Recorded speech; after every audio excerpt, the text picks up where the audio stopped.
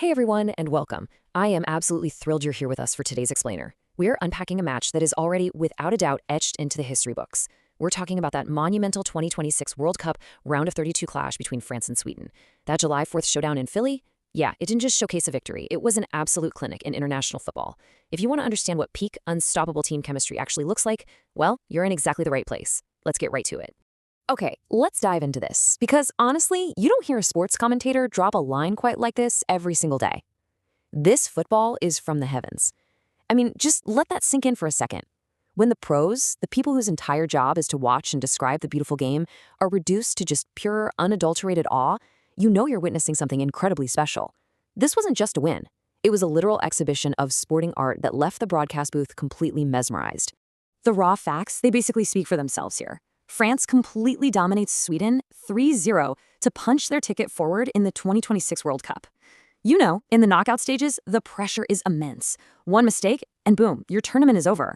But France, they didn't play with an ounce of fear. They played with absolute authority. So over the next few minutes, we're going to break down this masterclass in clinical team coordination and show you exactly how they dismantled a very, very capable Swedish side. All right, on to Section 1, early action and the stacking of stars. The intensity ramped up instantly, literally right from the 5-second mark. Now, what's really interesting about this slide is just the sheer, overwhelming volume of superstar talent Sweden had to stare down. Just look at this arsenal. We've got Rabiot, Koundé, Dembélé, Elise, Barcola, and of course, Mbappe. Imagine being a Swedish defender for a minute. You manage to track one world-class player, and bam, another one is immediately making a blistering run right into your blind spot.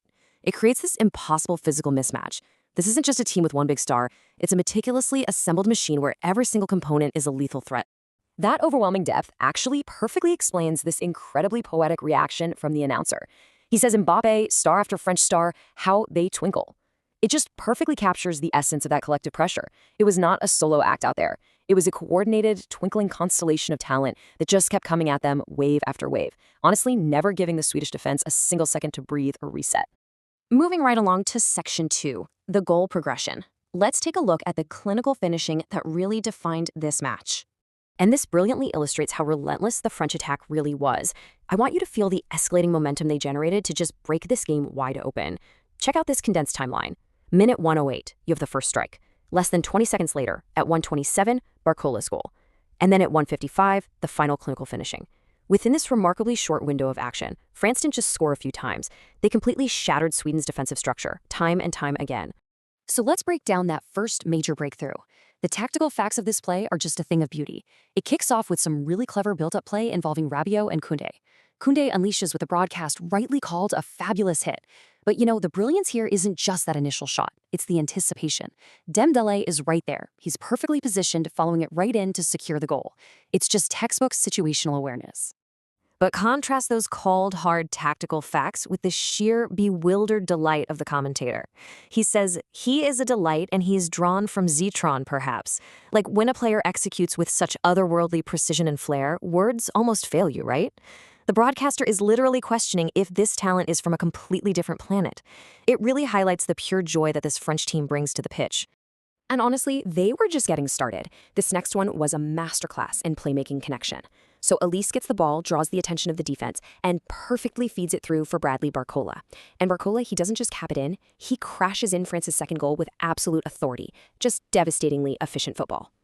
And the instant, emotional reaction from the color commentator to Barcola's exquisite footwork, he sums it up in 4 words. Those are lovely feet.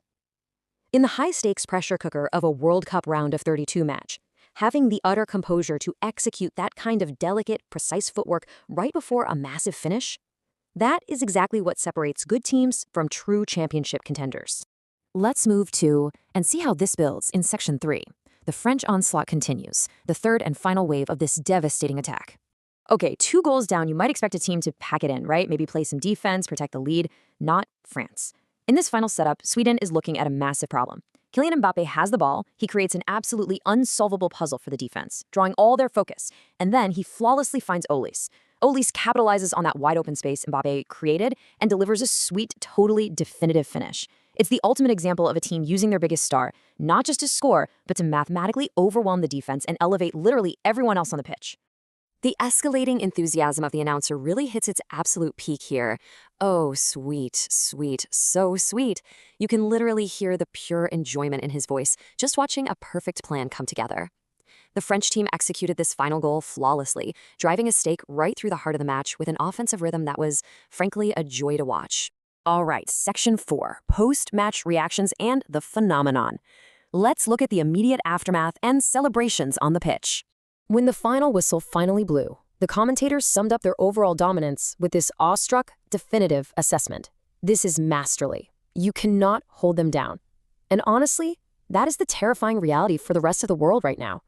Even if you hold them off for a few minutes, their collective talent is so dense, so masterly, that they're eventually going to break through. You simply cannot keep a squad like this contained for a full 90 minutes.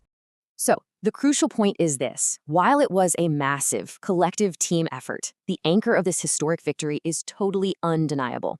The whole thing was a joy for all to watch. But Kylian Mbappe, he is a football phenomenon.